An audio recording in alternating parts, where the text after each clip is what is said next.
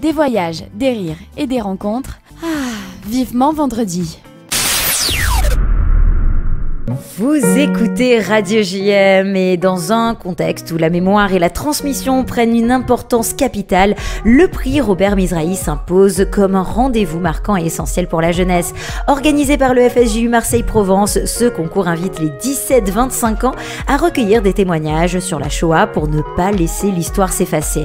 Alors que la 5e édition se prépare avec une cérémonie prévue le 18 mai au Palais du Pharaon, c'est l'occasion d'en parler avec Benjamin Sidbon, coordinateur sud-est du FSJU Marseille-Provence. Bonjour Benjamin. Bonjour Sylvie, merci de me recevoir. Eh bien, c'est toujours un plaisir d'être à vos côtés. Alors Benjamin, vous êtes là pour nous parler de ce prix Robert Mizrahi, mais avant tout, est-ce que vous pouvez un petit peu nous présenter cet homme, cette figure marseillaise emblématique ? Bien sûr. Alors c'est marrant parce que vraiment on a travaillé sur la personne pour créer le prix, et non l'inverse. Robert Mizrahi, c'était une personne qui a été engagée toute sa vie dans la communauté juive, et je le répète à chaque fois, il est toujours vivant. Et oui, c'est important de le préciser. C'est important de le dire parce qu'on a décidé d'honorer cet homme de son vivant, ce qui nous semblait beaucoup plus pertinent que de le faire post-mortem, même si beaucoup le font, et c'est important de le faire pour la mémoire. Robert Mizrahi est toujours vivant et encore œuvre dans la communauté juive de Marseille. C'est un enfant caché, il a beaucoup témoigné durant sa vie dans les écoles, dans la cité, dans la ville, etc. Il a été président de la UJF avant de la collecte du fonds social. Il a été aussi adjoint au maire de Marseille. Ouais. Beaucoup de personnes ont été mariées par Robert Mizrahi. Ça a été toujours une figure emblématique de la communauté juive de Marseille, et c'est pour ça qu'on avait décidé de créer un prix autour de lui, et on s'était dit sur l'engagement, sur la transmission et surtout sur la mémoire, c'était le prix Robert Mizrahi FSJU. C'était un prix qu'on a créé donc il y a 5 ans et qui n'avait pas du tout le même aspect que celui qu'on a aujourd'hui. C'était un prix qu'on a voulu au début en partenariat avec le consulat d'Allemagne, ici à Marseille. Donc on a une consul d'Allemagne qui était là à l'époque il y a 5 ans, et on s'était dit qu'il fallait faire un prix, quelque chose pour un peu nous réunir et encore une fois célébrer la mémoire. Et on avait pensé un prix autour de la philharmonie. On avait fait venir un contrebassiste, une pianiste de haute voltige, etc. sur Marseille pour un événement au Pharaon, et c'était un événement musical technique vraiment de grande envergure. Et après cette première édition est devenue le vrai prix Robert Mizrahi, c'est-à-dire que là on a décidé d'en faire l'essence même, l'ADN de ce prix, le prix de transmission, et de permettre à des jeunes de rencontrer des témoins de la Shoah, des rescapés, des enfants cachés, des justes parmi la nation. C'est ça aussi qui est important. Vraiment tous les aspects des témoins parmi les témoins, et de permettre à ces jeunes d'écouter un témoignage, un discours, une anecdote de vie. Quelquefois même, je dirais, des jeunes rencontrent des témoins et passent des journées entières à écouter leurs histoires. Donc on n'est même plus sur des anecdotes de vie, on est sur des vies en général. Et on a décidé en gros de créer ce prix-là pour que ces jeunes-là puissent témoigner et avoir une restitution originale. C'est-à-dire de pouvoir finalement en faire un support pédagogique pour leur père. Des jeunes, par les jeunes, pour les jeunes. Et donc en fait on s'est dit, comment on fait pour parler de ce sujet-là auprès des jeunes, leur permettre finalement de rencontrer ces témoins, et leur permettre derrière de pouvoir aller dans les écoles, parler de ce sujet, d'un témoignage très précis qui en plus, on l'essaye à chaque fois, des témoignages un peu bouleversants, un peu, je dirais presque emblématiques, et leur permettre encore une fois d'aller dans les écoles pour en parler. Et donc ces supports pédagogiques derrière, des années après des années, vont aller dans les écoles, juives, non juives, c'est ça aussi l'objectif. Voilà, c'est parce qu'il n'y a pas que dans les écoles juives. Exactement. Le message passe, alors c'est intergénérationnel, et ça passe par la jeunesse, ça c'est important aussi. Exactement. Et d'ailleurs avec le FSJU, c'est aussi ce côté-là que vous marquez, déjà on le voit d'ailleurs dans vos émissions que vous présentez ici même. Le côté de la jeunesse pour vous c'est un point clé, c'est essentiel. C'est essentiel, comment devenir témoin des témoins si finalement on a des supports pédagogiques qui ne leur parlent pas. L'idée encore une fois c'est qu'ils puissent puissent eux construire ce projet-là et après aller en parler. Vous le savez, cette année on a inauguré une école à Marseille qui s'appelle l'école Denis Taureau Smarter, le groupe scolaire Denis Taureau Smarter. Meilleur lieu pour commencer les ateliers Robert Mizrahi au sein de cette école, ramener les projets qui ont gagné au prix Robert Mizrahi dans cette école pour parler de la Shoah, pour parler de la transmission de la mémoire et surtout, j'adore le dire à chaque fois, c'est pas seulement un prix, c'est pas seulement finalement quelque chose de on candidate et on oublie, on crée un lien très très particulier avec le témoin qu'on va voir. On écoute presque des anecdotes de vie on n'écoute même pas quand on est en dîner famille, parce que finalement c'est des histoires qu'on a mis de côté, dont on parle pas trop, qu'on n'aime pas trop remuer aussi. Et là on le fait avec un jeune étranger qu'on ne connaît pas, et on s'ouvre quelquefois beaucoup plus qu'on le ferait avec sa propre famille. Alors justement, vous parlez de ce concours finalement, c'est-à-dire que quand vous parlez de ces jeunes, de ces témoignages, ce sont les jeunes entre 17 ans et 25 ans qui peuvent s'inscrire pour participer à ce concours et qui, pour participer, doivent faire des témoignages. Comment ils construisent un petit peu ce concours? C'est très simple, eux ont juste besoin d'une volonté. Et nous on s'occupe du reste, c'est-à-dire que nous on a déjà des témoins qui sont venus nous voir en nous disant mais on veut témoigner, on a une histoire à raconter, une histoire en plus qui va sûrement choquer les esprits ou alors peut-être même juste imprimer les mémoires, et du coup derrière on les met en relation pour qu'ils puissent directement se rencontrer autour d'un café. Souvent les jeunes vont carrément chez les témoins.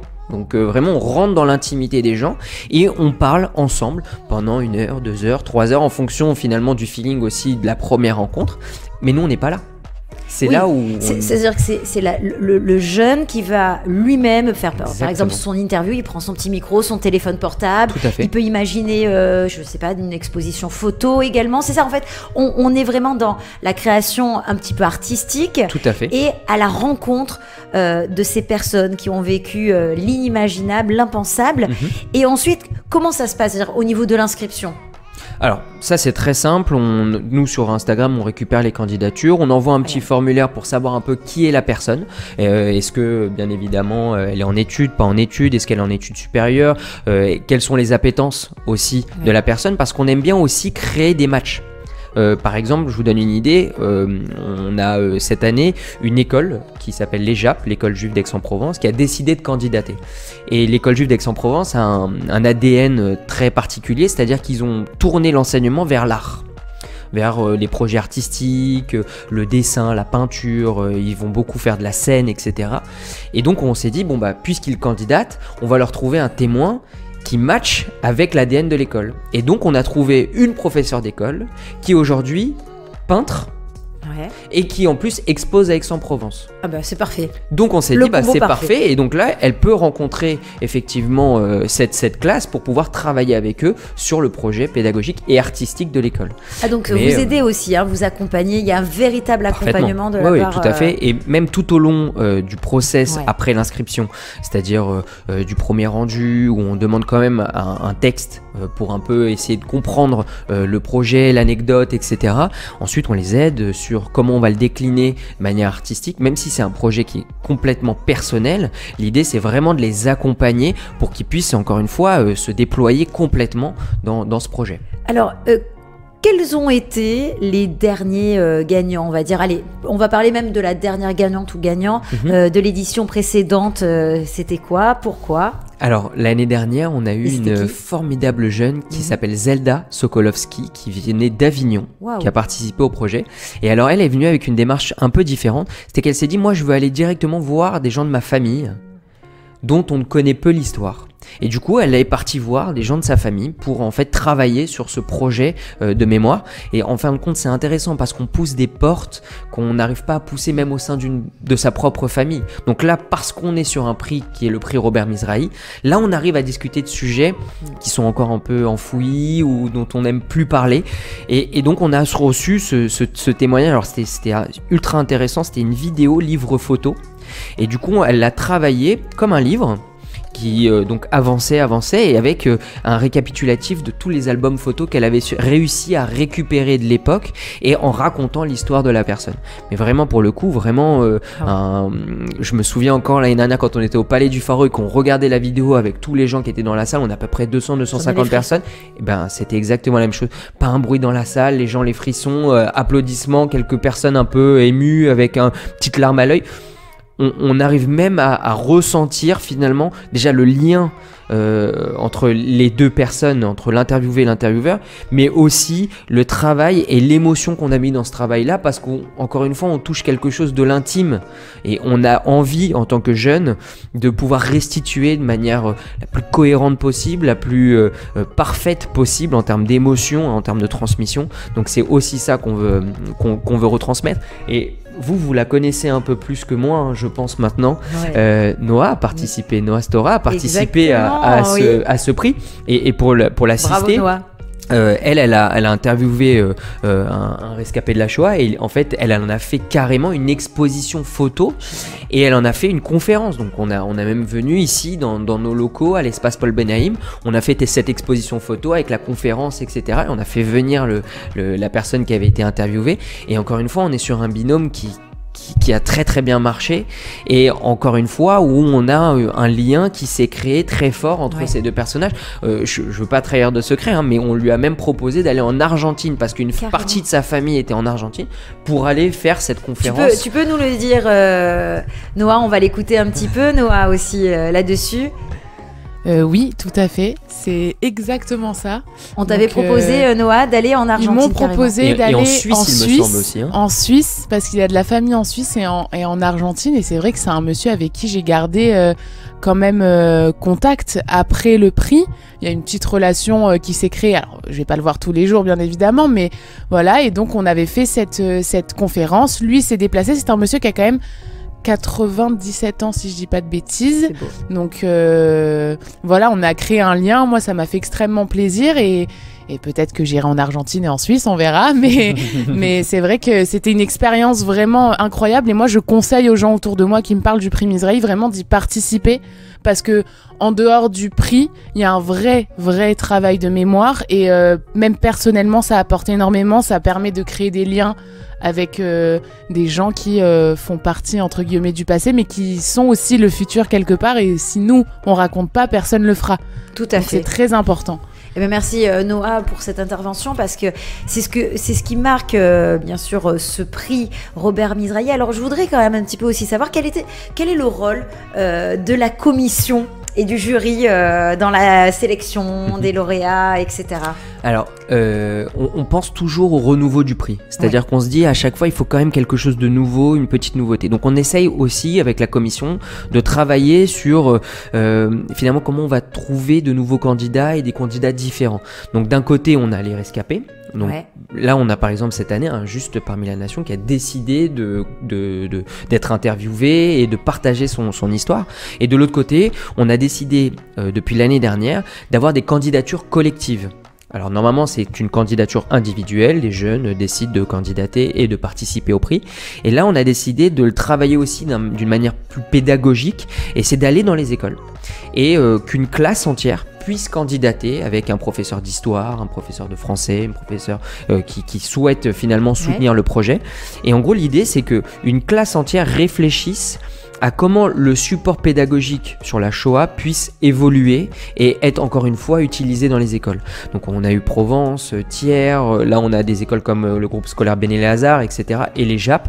Et donc l'idée encore une fois c'est de faire travailler une classe qui a comme projet d'étudier la Shoah dans son programme pédagogique, mais puisse aussi se dire, bah nous aussi on a travaillé sur ce sujet-là, mais presque de manière personnelle, puisqu'on a pensé au support de demain. Alors la cérémonie, ce sera ce dimanche, Tout à fait. Le 18 mai. Ça s'annonce quand même solennel, avec la présence aussi du maire Benoît Payan, le maire de Marseille. C'est une présence qui est importante pour vous, j'imagine. Alors c'est même plus qu'une présence, c'est un vrai partenariat. C'est-à-dire que là encore cette semaine, on était au Palais du Pharaon avec tout son protocole pour travailler la cérémonie, pour essayer de voir comment on pouvait encore plus mettre en lumière les personnes qui ont partagé ce prix, qui ont travaillé aussi sur ce prix, puisque la commission sera mise aussi en lumière, je dirais, pendant cette cérémonie. Mais encore une fois, c'est vraiment un vrai partenariat. Quand le maire fait son discours chaque année, il décide toujours de clôturer la cérémonie. Il veut pas commencer, même si c'est lui qui nous accueille, normalement, protocolairement, c'est lui qui doit commencer. Il décide de clôturer la cérémonie parce que pour lui, c'est important de montrer à quel point Marseille a besoin d'un prix comme celui-ci. Marseille se souvient. C'est toujours les premiers mots de son discours. Marseille se souvient. Encore une fois, on a un maire qui travaille à nos côtés. On n'est pas seulement sur de la représentation. On a plus d'une 50aine d'élus de la ville qui vont participer à la cérémonie de la remise du prix. On a vraiment un maire qui est à nos côtés et qui travaille sur même le lieu, parce qu'en fin de compte, il y a encore 3 ans, nous étions à l'hôtel de ville, dans une petite salle, qui est une très belle salle des mariages, mais exiguë.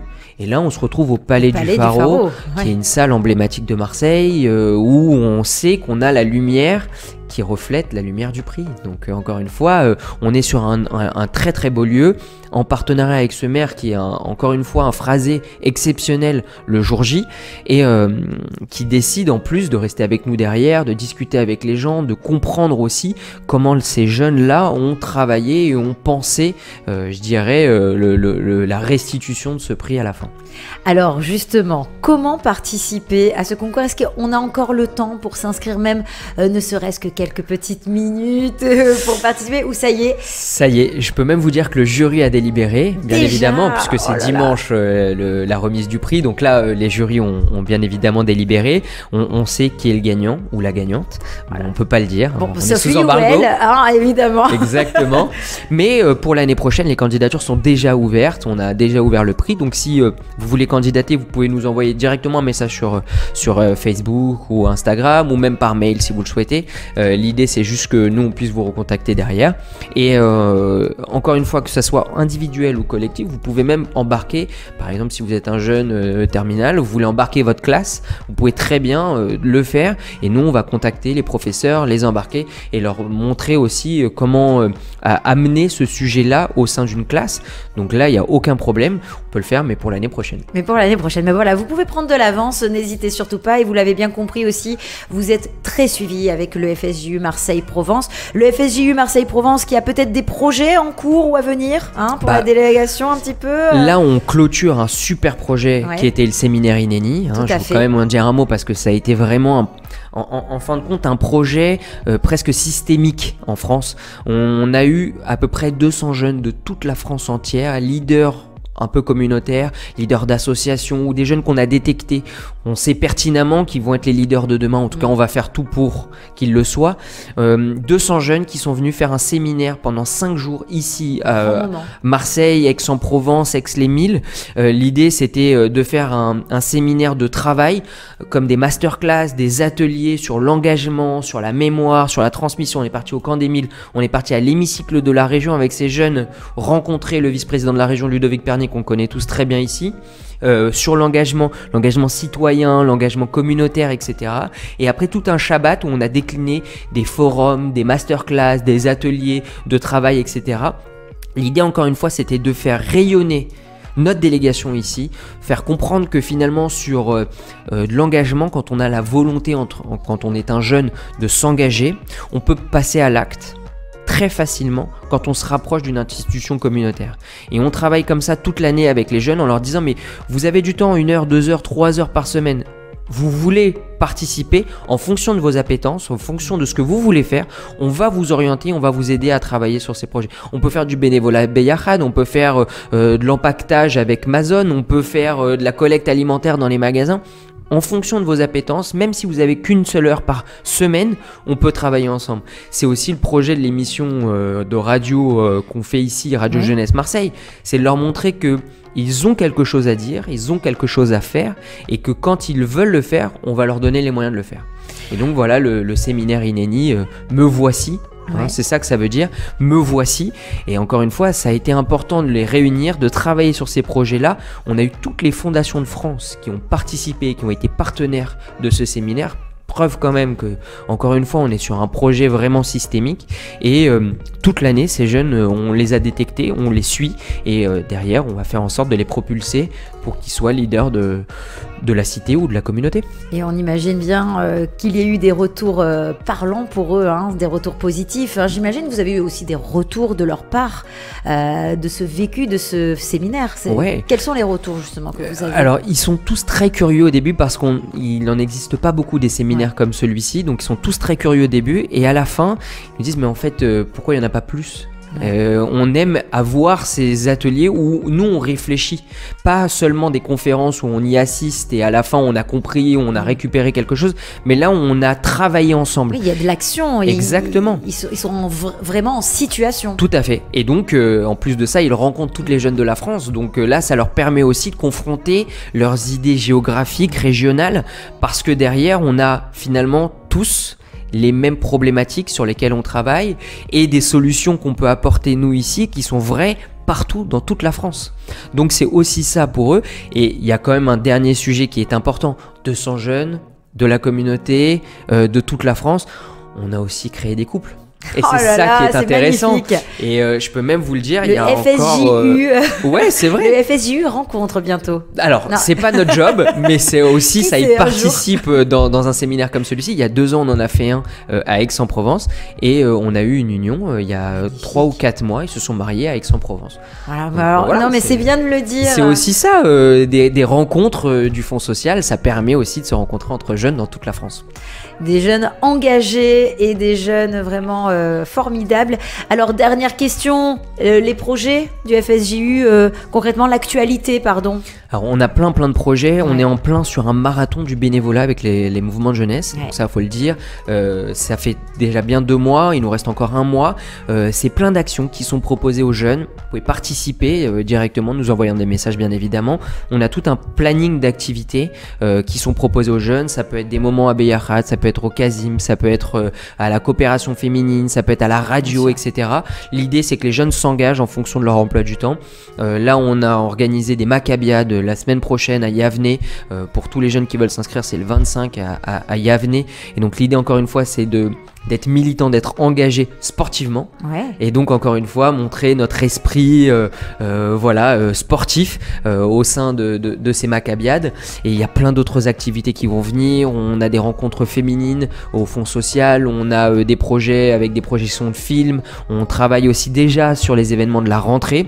Les événements de la Tzedaka, j'en dis pas plus, mais on aura sûrement un tournoi de paddle qui va arriver. C'est important, il faut qu'on reste dans l'air du temps aussi. Ça plaît exactement, c'est la tendance. Non mais la jeunesse, la tendance, c'est ça le FSJU Marseille-Provence. Voilà, exactement. Donc on est vraiment sur plein de projets différents. On vient de terminer un GIC éducatif. On a mis tous les directeurs d'établissements de la région dans une même salle pour travailler ensemble sur les projets académiques, comment on fait pour monter en compétences et avoir encore plus de contrats d'école les années suivantes. C'est encore aussi ça la problématique dont on travaille je dirais presque tous les jours avec les ministères de l'éducation. Donc voilà, l'idée c'est d'arriver sur les 4 piliers du Fonds social, éducation, culture, jeunesse, et de pouvoir travailler autour et proposer des activités qui sont cohérentes et qui ont du sens pour les gens. Eh bien merci Benjamin Sidbon pour cet échange, pour votre engagement, pour tout ce que vous faites pour les jeunes et avec les jeunes. On vous retrouve donc le 18 mai pour la remise du prix Robert Mizrahi, bien sûr tout au long de l'année pour les actions du FSJU Marseille-Provence. Merci infiniment de m'avoir reçu. Et oui, et on vous retrouve aussi sur Radio JM. Tout à fait. Cette semaine. Alors l'émission FSJU Actu le mardi et on va reprendre maintenant Radio Jeunesse Marseille, maintenant qu'on a un super studio. Ah ben évidemment, et bien maintenant aussi qu'il n'y a que des jeunes à la radio. Voilà, n'est-ce pas? Non, bah écoutez, merci beaucoup et à très bientôt. Merci infiniment.